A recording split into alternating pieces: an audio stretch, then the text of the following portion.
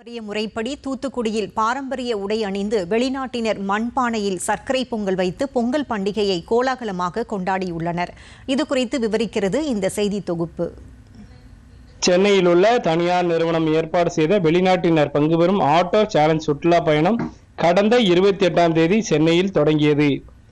இதில் England, Japan, Australia நாடுகளைச் சேர்ந்த 16 பெண்கள், 13 ஆண்கள் என மொத்தம் 29 பேர் கலந்து கொண்டுள்ளனர்.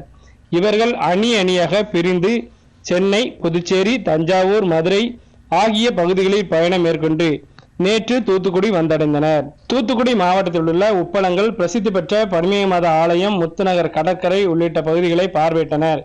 தொடர்ந்து சாயர்புரத்தில் உள்ள பிரம்மஜோதி பண்ணை தோட்டத்தில் பொங்கல் கொண்டாடுவதற்காக வருகை புரிந்தனர். தோட்டம் முழுவதும் கரும்பு, மஞ்சள் குலை, வாழை தோரணங்கள் கட்டப்பட்டிருந்தன.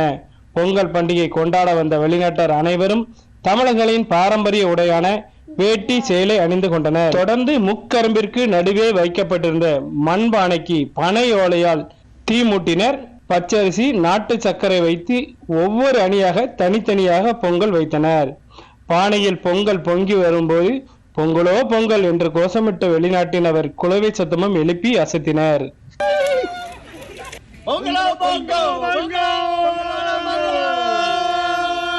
பொங்கல் வைத்து முடிக்கப்பட்டதும் அந்தந்த அணியினர் வைத்த பொங்கலை வரிசையாக தட்டில் வைத்தனர்.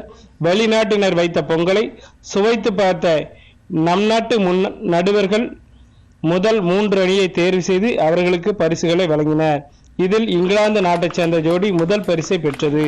சுற்றுலா ஒருங்கிணைப்பாளர் பிரின்சி கூறுகையில், நம்மளுடைய இந்திய கல்ச்சரை ரொம்ப லைக் பண்ணி பாக்குறாங்க. அதுவும் போக இந்த ஆட்டோ ரிக்ஷால டிராவல் பண்றது அவங்களுக்கு அவ்வளோ பிடிச்சிருக்கு, அது அட்வென்ச்சரஸாகவும் இருக்கு. அதனாலதான் இங்க இத்தனை பேர் வந்து அதை என்ஜாய் பண்றாங்க. தமிழர்களின் கலாச்சாரம் மிகவும் கவர்ந்துள்ளதாக ஆஸ்திரேலியா நாட்டை சேர்ந்த வெளிநாட்டு சுற்றுலா பயணி டெரி கூறினார். Indian culture is amazing, so different from what we see in Australia. So it's really good to be here and experience it. It's great.